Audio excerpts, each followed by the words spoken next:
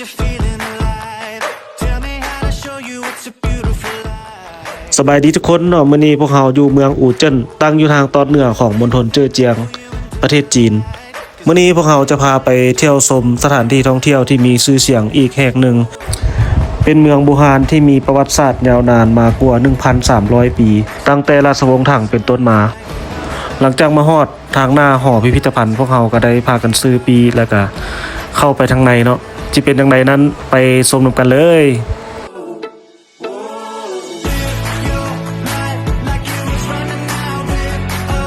เมืองอู่เจิ้นตั้งอยู่ทางทิศตะวันออกของมณฑลเจ้อเจียงได้รับสมญานามว่าเป็นดินแดนแห่งอู่เข้าอู่ปลาของมณฑลเจ้อเจียงเมื่อเราเข้ามาทางในปาดว่าได้วาร์ปมาสู่อดีตตั้งแต่สมัยราชวงศ์ถังเลยเนาะเมืองแห่งนี้จะเป็นหมู่บ้านเก่าแก่ที่ว่ารัฐบาลเขาเจ้าได้ทุ่มงบมหาศาลเนาะปรับปรุงคืนให้เป็นสถานที่ท่องเที่ยวแบบย้อนอดีตเนาะในนี้จะเต็มไปด้วยสถาปัตยกรรมเป็นโครงสร้างเฮือนไม้บูฮานแล้วก็เป็นผนังสีขาวหลังคากระเบื้องจะเป็นสีดำภาษาจีนว่าปายเสียงเฮหวาอยู่ทางในสถานที่นี้เนาะจะเป็นการจัดสร้างขึ้นมาทั้งหมดเพื่อให้ได้ฟีลลิ่งแบบว่าย้อนอดีตเนาะอยู่ในช่วงสมัยบูฮานเนาะเส้นว่าเจ้าหน้าที่ที่ว่าพายเรืออยู่หั่นก็ล้วนแล้วแต่เป็นพนักงานที่ว่าอยู่ในหอพิพิธภัณฑ์แห่งนี้เนาะบ่แม่นว่าดำรงชีวิตอยู่ในสถานที่นี้แบบแท้ๆเลยหั่นบ่แม่นเนาะอยู่ทางในสถานที่นี้เนาะส่วนหลายก็จะเป็นการรักษาไว้ซึ่งสถาปัตยกรรมเฮือนแคมแม่น้ำแบบสุยเก๋อหรือภาษาอังกฤษว่า water camber ภาษาลาวเฮาก็สิว่าจังได๋แปลว่าแบบเฮือนแพแคมแม่น้ำเนาะอยู่ทางในนี้เนาะเฮือนแพแคมแม่น้ำส่วนหลายจะเป็นเสาไม้หรือเสาหินที่ว่าปักลงในแม่น้ำเพื่อขยายพื้นที่ของโครงสร้างเคหสถานแห่งนี้เนาะโซนทางทิศเหนือหรือว่าตงจ้าเนาะจะเน้นวิถีชีวิตแบบดั้งเดิมอยู่ทางในนี้จะมีแบบโฮงย้อมผ้าเป็นพิมพ์ลายดอกตากะโลที่ว่าเป็นสีน้ำเงินบูฮานเนาะ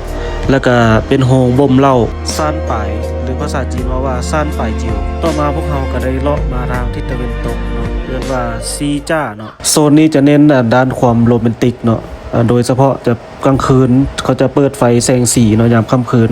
แต่ว่านี่พวกเรามาตอนสวยเนาะก็บ่ได้เห็นแสงไฟเนาะแล้วก็มีขวาหินรูปทรงโค้งมน